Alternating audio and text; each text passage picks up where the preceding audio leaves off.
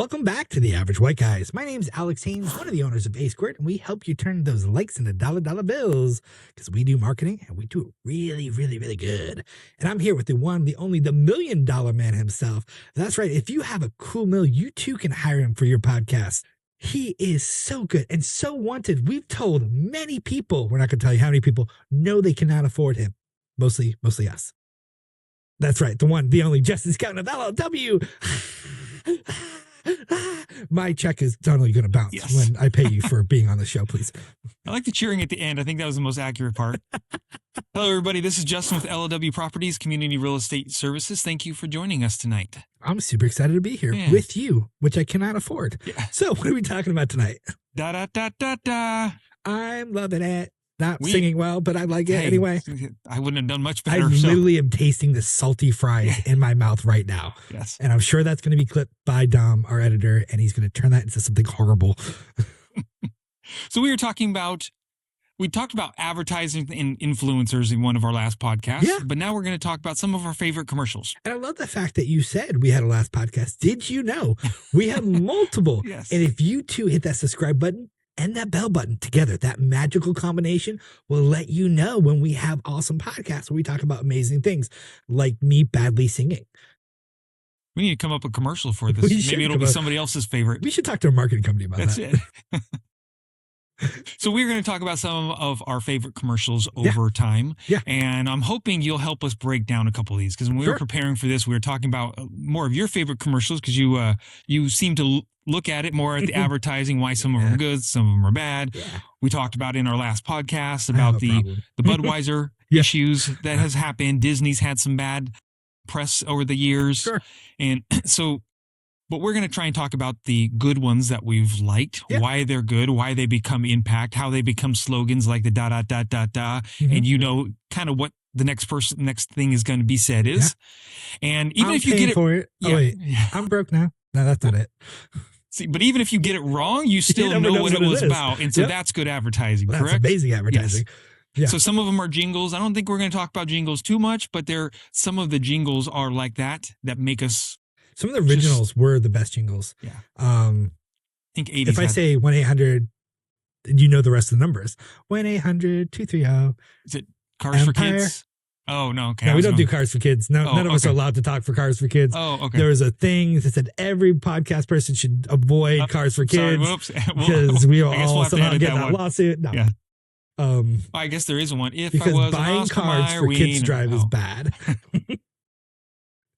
Oscar Mayer Winner is a good one. Yeah. Yes. So no, jingles were like the original GOAT when it comes to advertising. If you can get someone to remember that song, that earworm gets stuck in your head, people will be like humming it, singing it throughout the day. And it still works today. Like we have those. Like McDonald's is a master at that. But there's other ones that we like. What are some of your favorites? But then there's also phrases. Yeah. Wendy's. Yeah. What's their famous one? Where's the beef? Where's the beef? Where's the beef? Now, I don't know if the younger generation knows that one, but if you were to search that, it was these two older ladies. Maybe don't search that phrase online without saying also Wendy's, just because I work online. Maybe don't do that. Just saying. It used to be I think it was these two older ladies. I think they were maybe in their 70s or 80s. They'd be going to a restaurant. Yeah. And they were picking up the hamburger. I think the hamburger was like, say, 5 inches round, and the bun or the meat in it was like an inch. Yeah. And so that's why they open up and like, where's the beef? Yes.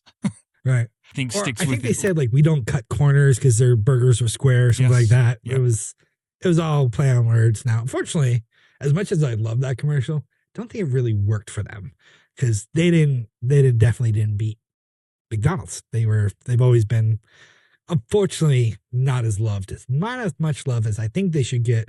100% Wendy's. I will take a deal, and we will spread the goodness of your food, unless In-N-Out can beat you first, because I like their burgers better. But I will publicly announce that. We just lost Wendy's. We just lost Wendy's. Yeah, right?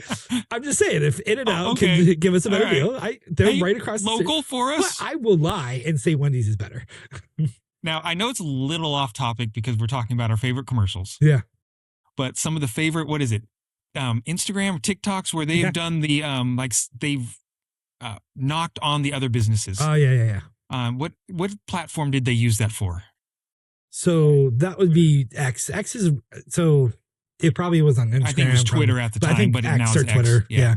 Is the one, I think one you're talking about. You're talking about which commercial specifically? What platform they use to make fun of the other Wendy's. ones? Wendy's did some of the best ones. Wendy's has some of the best, amazingly, deliciously evil, brutal teardowns of everybody. Because whoever their advertiser would joke the other McDonald's and Burger Kings and everything else. Yes. They were vicious. Someone came up with the idea and said, what if a very spicy redhead ran our socials? And they were like, screw it. Let's embrace it. And so literally quite literally publicly, someone tried to throw shade at them. I want to say it was Burger King. And Wendy said, at me, bitch. Yeah. If you're going to do this, at me, bitch. Yeah. I remember went, oh, damn. Because they just called him out. Because they were like, kind of like said, well, we're not like these Prince. They're like, if you're going to do this, you might as well at me and be a man about it. Yeah. And everyone was like, wow. People would be like, roast me for eating McDonald's. They're like, sorry, we don't talk to raccoons. Oh. It's like really rough. Where's my nearest McDonald's? And they'd be like, your nearest garbage station or the nearest trash can. So I think those are funny because it allowed them to just have a little bit of off humor. Oh, yeah. The best one was they bought billboard space behind a McDonald's with a giant Wendy's like looking quite literally like peeking over and says, why would you eat trash when a mile down the road you can have a good burger? Yeah. And I was like, that's bold. Yeah. So I know you are a fan of the actual Budweiser commercials. Oh, yeah. So some of the old ones, classic ones, absolutely. Yeah. I mean, they have so many of them. I look back at them and they were so popular and I still don't understand them though, the Bud Bowl. I mean, they would have them during the Super Bowls. Yeah, yeah. And they were the funniest things, but the stupidest things because everybody would watch them. The commercial would come on and you'd be like, but what's the end result of this Bud Bowl? Yeah. Bud Light against Budweiser. It's their own beer going against their own beer. Yeah. And I think maybe they did it on who had the most sales that year, won the actual Bud Bowl is I think what they based it off of. But it really wasn't that funny, but everybody loved it. Because they couldn't lose. So think about it this way. You threw in fun competition. It was like, would pick a team and basically said, we're number 1 and 2 to everyone in the world. So we basically play against ourselves. Either way we win, but which one do you prefer better? And people would pick a side because we love to compete and we love our team to win. And so they tapped into that. And in some ways it was brilliant marketing because no one else mattered. No other beer company existed during that segment. It was just them. Oh, which one's better? Well, Bud Light or Bud White. And there'd be arguments. And so what would you do? Well, let me prove it to you. Let me go buy you a Bud. Let me go buy you a Bud Light. Let me go buy a Budweiser. Let's go drink and find that. Let's go talk to our friends. Let's get a couple buds and let's go.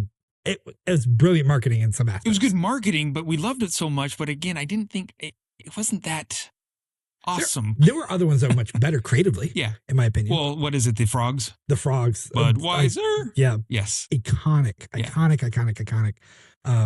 That was amazing. I think a lot of people can recognize the Clydesdales. Yeah. From a marketing aspect, why were the Clydesdales so iconic for Budweiser? I have no clue. Okay. All right. I think it's because they're pretty horses and they're unique. And I think it really comes back to they used to pull the old school beer cart and they became a symbol. I mean, if you look at the original Budweiser logo, they had the horses pulling the cart as part of their logo. Yeah. And so that was kind of the thing, and they're majestic creatures. And so the idea of linking nature, which is health and life and beautiful and majestic, with a majestic creature like a horse, to alcohol, which is technically not healthy for you, but made with organic material, right? Yeast is organic. Brilliant move, right? Think about it. Oh, we love the horses. Budweiser, drink alcohol. Somehow it works. And then there was Spud McKenzie, wasn't he? Yeah, that was the Budweiser beer. Yeah, yes. that was awful and amazing at the same time. And then there was the spinoff of that. Target used the dog that looked kind of just like that as well, right? They had the Target spot. Dog, I think it had the dog, with the eye. Yeah. I'm not saying that was my favorite. No, I got off track on that, but it just kind of related into that one. Well, and that's the great thing about great marketing is, as you nailed it, other people try to do the same thing. you always know that did well if someone tries to take your marketing idea and make it theirs. Obviously, the Spot one did pretty good because I remember the name of the dog and I remember what it looked like as well. There was a very long time. I want to say that was the 90s when animals were like the thing. Everyone was trying to use an animal. Taco Bell, the little dog. Remember that? Oh, yeah. Yeah. Yeah. That was a big Chihuahua, deal. Wasn't it, or something? Yeah. There were a bunch of little, like, everyone was trying to use a pet at that time. I want to say Air Bud was probably a big thing at the same time. People were watching the dog do magical things. Oh, that was the dog that played basketball or something? Yeah, and I think even Beethoven might have been right at the end of Beethoven. He had like his 5th or 10th or 15th movie come out at that point. Yeah. I don't know. But there was like a time like animals were the thing where everyone tried to get an animal to be a mascot. Yeah, that's advertising for you, right? Yeah. Yeah. Kind of goes in cycles. Yeah. One of my favorite commercials are the Allstate. Mm-hmm. The Jake from Allstate. Yes. Where the husband's downstairs trying to get better. What? State Farm. Oh, State Farm. That's well, I guess it wasn't that Jake good, was it? is going to send you "We Can No Longer Be Friends" letter. Yes. dear, instead of a Dear John letter, it's a Dear Justin letter. Yes. Dear Justin, it's come to my attention. You know, Jake like of State Farm. Thank you. Thank you. Where the wife would come down and go, "Who are you talking to?" In the middle of the night, Jake. Right? Yeah, Jake. Oh, what's Jake wearing? Let me hear this.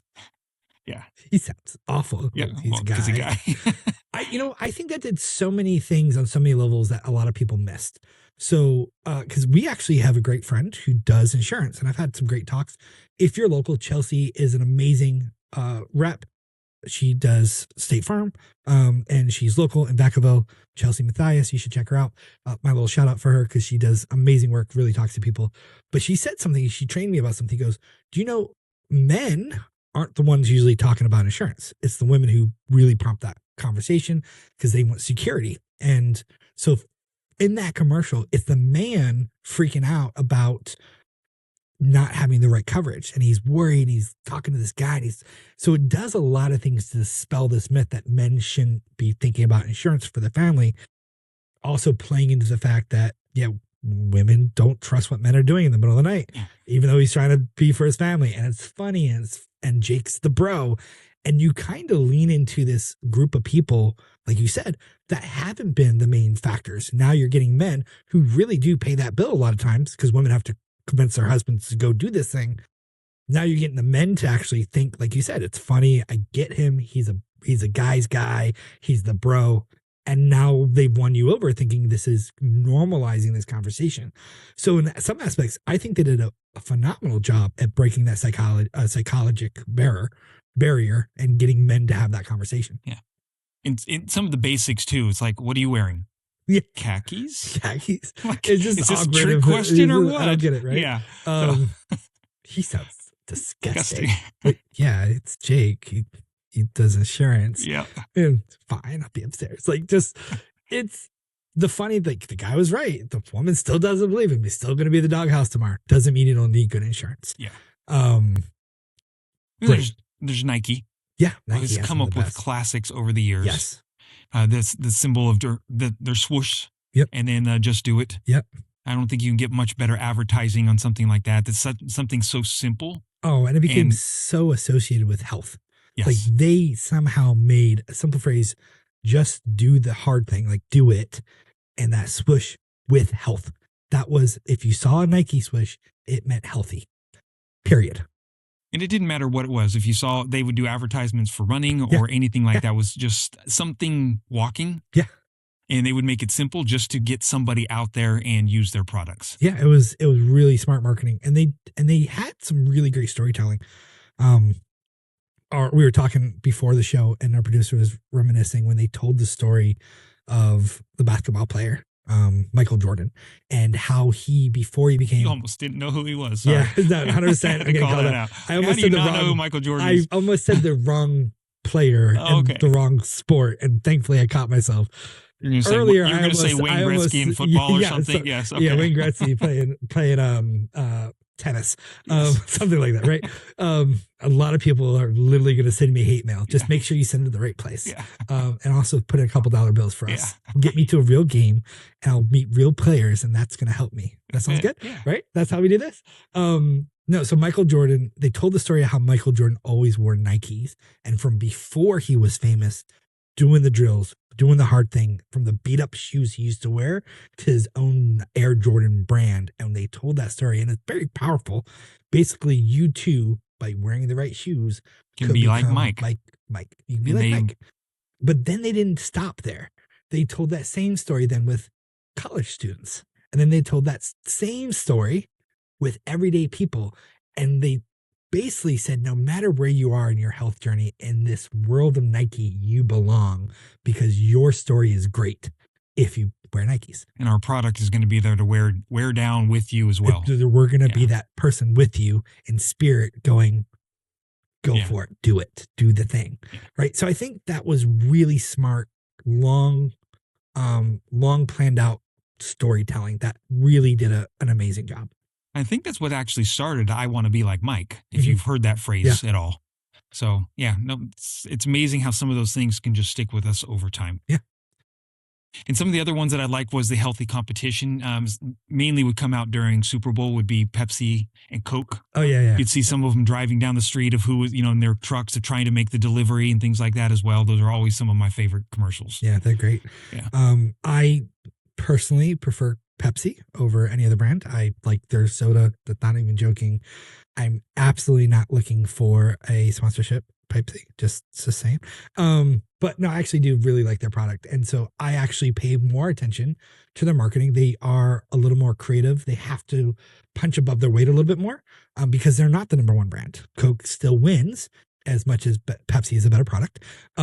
Coke still wins because it's everywhere. They have a bigger market share. It's even synonymous with soda. Oh, you want a Coke? Even if they don't sell Coke, they'll go, you want a Coke? They'll give you a Pepsi, right? It is just what soda is. And they've done such a good job with that. So that brings up some of the other good advertising that they've done over the years. I will the hit name on the can. Oh my goodness. My favorite. And this was so well thought out. And I don't even know if they planned it to be this well. I think someone thought this was a good idea. It exploded. And then they moved quickly to capitalize because it wasn't initially planned this way, but they did this campaign where it was give a Coke to a friend and had their name on it. And what happened was the world basically all went, oh my goodness, I can find my name or my friend's name. Let me go hunt for it. And then it kind of became this social media phenomenon where people are going out and hunting it and taking pictures. Well, suddenly you have everyone out looking for that for their name, especially if their name was spelled weird or a little bit different. I said not weird, I apologize, but the uncommon spellings of the names, right? Those became something people hunted for. And they would have little documentaries and like go crazy when they found it. And so now you have these people going nuts over a can of Coke with their name on it. So you're associating this incredible joy and happiness of I found the thing that's me associated with her product for free online and people are celebrating them. You quite literally can't buy that marketing. Yeah. It was a brilliant move and it just kind of took over the world. A lot of people for a long time post about it. And still to this day, people still do. Oh, I finally found my soda because there's still some out there with names on it. And people post like, I finally found it years later. And I'm like, holy crap, this is still a thing. I was just going to say, unfortunately, how much you talked about Pepsi, Coke won't reach out to us, but they should probably bring that back out. They should 100% bring that back out. Thanks for ruining it, it's spelled Alex. ALEX. Yeah. And you can make the checkout to Quirt. Yes. I'm just kidding. But no, that was one of the best ones. But they've done so many, like they associated happiness with a can of Coke, right? Open a can of happiness. They also had some of the simple, basic commercials of they would just open up the Coke can. Yeah. In a refreshing kind of cold glass. Mm-hmm. They'd pour it in there with a little bit of ice on top. Yeah. And you just hear the fizz Yep. go of it. You and knew. you would relate that to a nice hot summer's day, Mm-hmm. right where all you're out there sweating and here it is, a fresh Coke. And they had some of the best family commercials too. There was some of the best father-son ones where the father would give a son to the Coke, or son a Coke, and he would say, thanks, Dad. And it was that simple. And then they did another version where the son would give his dad, who's much older, a can of Coke. Hey, you remember when? He goes, yeah. He goes, thanks, son. Like the simple storytelling of love by giving someone a can of Coke. I mean, that was just smart storytelling. Yeah. Well, it's funny how some of this makes me reminisce about some other things is the polar bears. Yeah. During Christmas, Yeah. they've always had the polar bears. They'd be playing around. They'd have the kids with the polar bears as Yeah. well. Yeah. Speaking of polar bears, my shout out to my favorite soda company. They recently stole that idea and nailed it at the most recent Super Bowl with the polar bears having a crisis on a psychology couch because they tried a can of Pepsi and it was so much better, which I 100% agree. I thought that was brilliant and amazing. It was really funny. You took someone else's idea and you totally stole it from them in such a dramatic way. It was amazingly good. It was great. Takes care of Gary V, right? Yep. It was Gary V. Another commercial I loved, but unfortunately it missed the point of marketing, was a car company did a commercial during the Super Bowl called Like a Farmer. And it was really epic. It was an epic story. It was a spoken word. It was actually from a sermon someone did about why you think a farmer. And they associated this with a truck. Basically, if you got up today and ate food, think a farmer. If this happened, think a farmer. It was very, very well done. And it was very moving. Everyone's like, this is an amazing commercial. This was great. All truck sales went up. The problem was all truck sales went up because no one remembered who the company was who made it and what the truck was. But the commercial was great. And it's still one of my favorites because I thought it was really well done. It was great visual storytelling. Do you remember who it was? I don't. Okay. I don't remember anymore.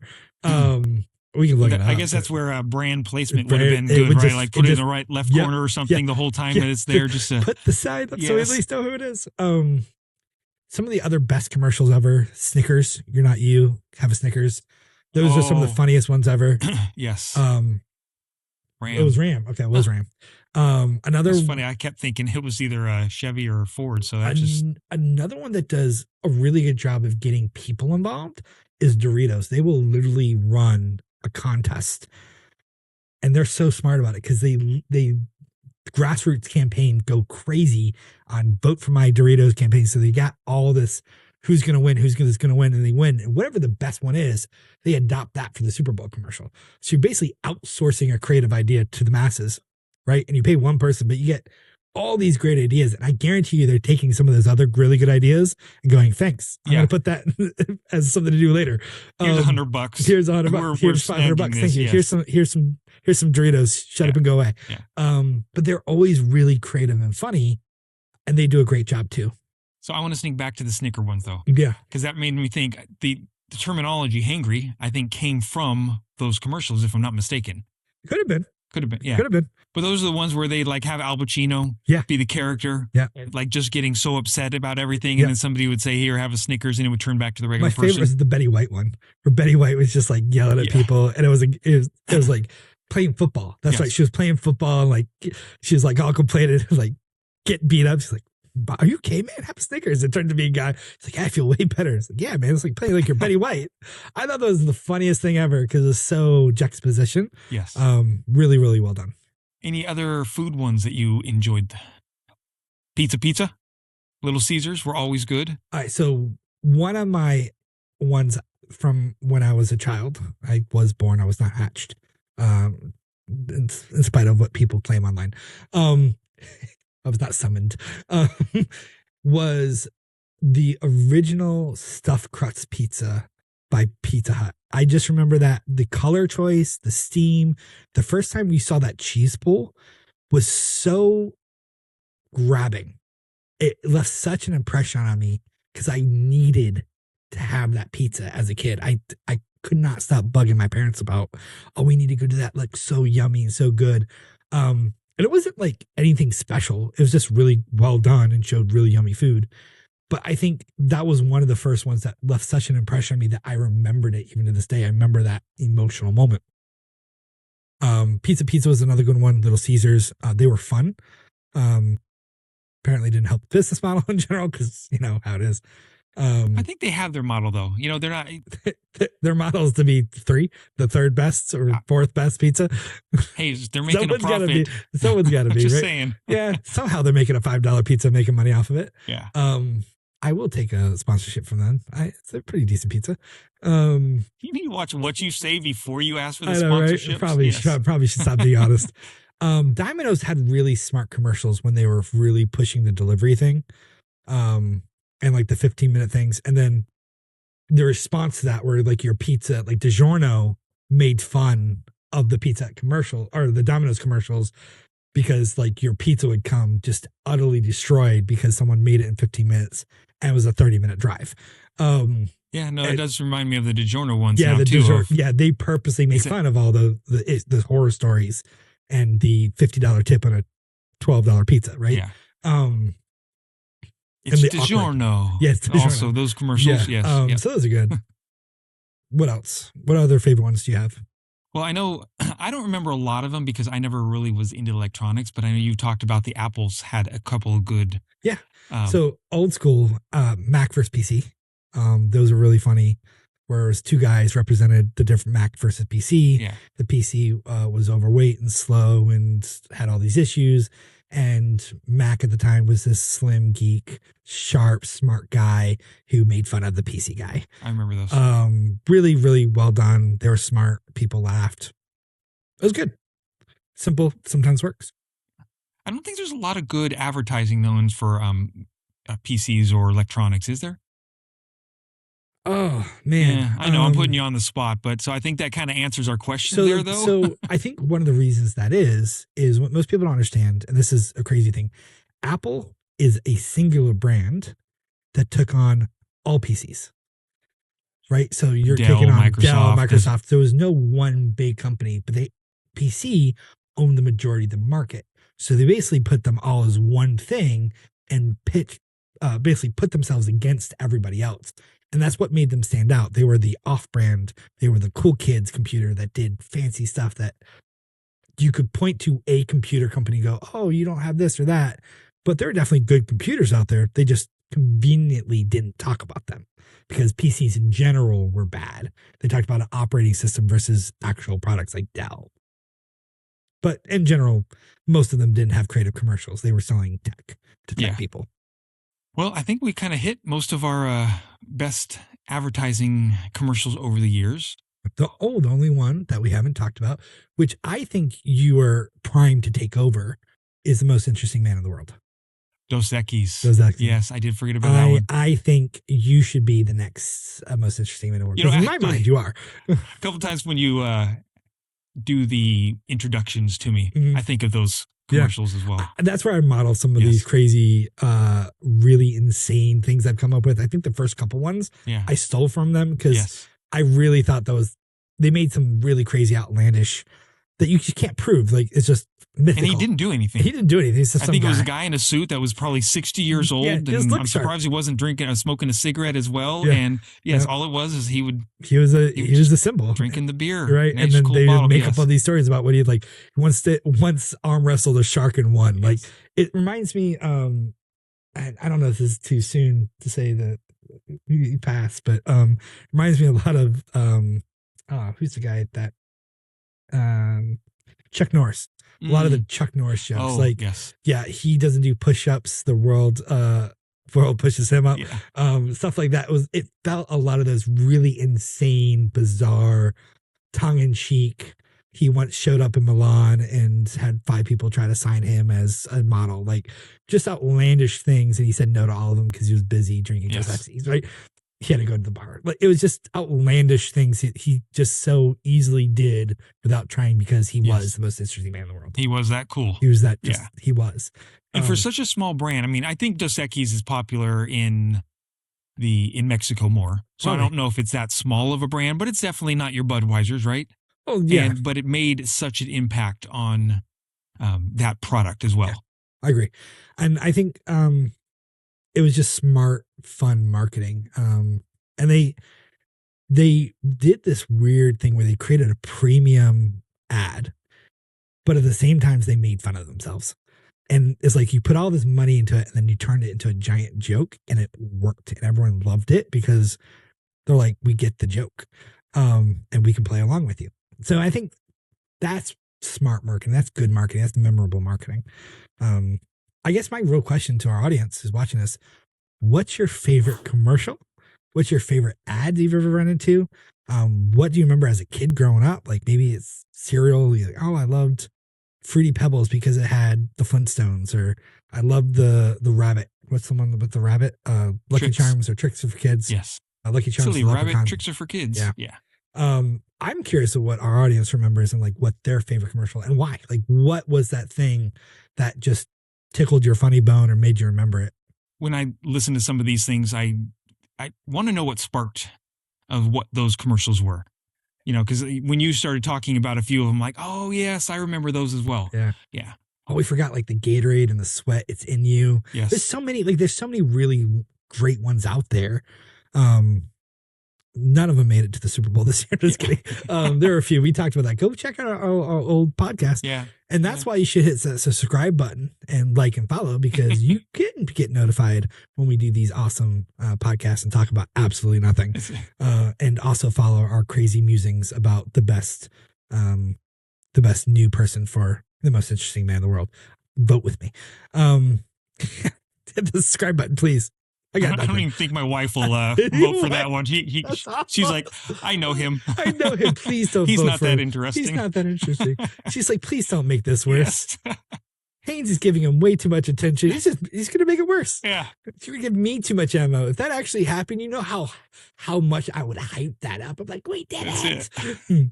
We got them to believe the lie. Yeah. So that's why you should like and subscribe. Hit that bell. Leave us a comment.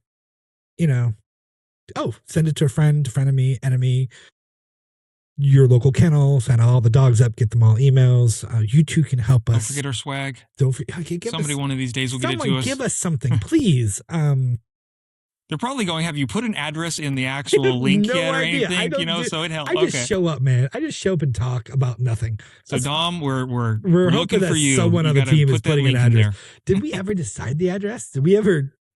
I don't even know if we decided that. So if you don't see an address and this video comes out, it's probably our fault. Well, put it in the comments that you want to know what the address is. Yeah, and we'll we put get it in there. comments. We'll actually do it. Also, tell us what you're going to send us before we put this up, because we just may nope out. I'm not even going to lie. We may go, oh no. No.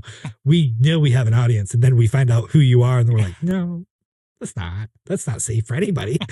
People can get arrested. That's it. It's bad. It's all bad. Until next time, we are the Average White Guys.